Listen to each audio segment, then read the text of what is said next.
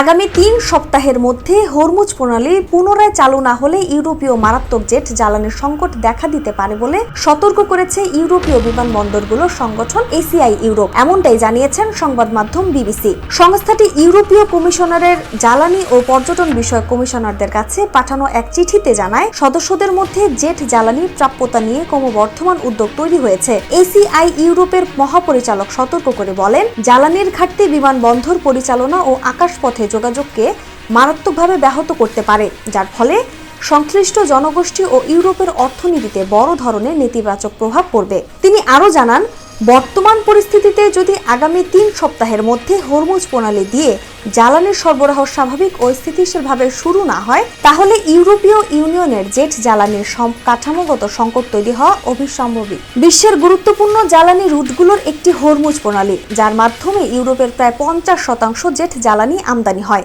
এদিকে সম্ভাব্য সংকটের আশঙ্কায় ইতিমধ্যে বেশ কয়েকটি এয়ারলাইন ফ্লাইট কমিয়ে দিয়েছে এবং যাত্রী ভাড়া বাড়িয়েছে। গত সপ্তাহের ইউরোপের জেট জ্বালানির দাম রেকর্ড উচ্চতায় পৌঁছে প্রতি টন $১৮৩৮ হয়েছে, যেখানে যুদ্ধ শুরুর আগে ছিল $৮৩১। নাজমুন নাহার উসবা, দৈনিক নিরপেক্ষ।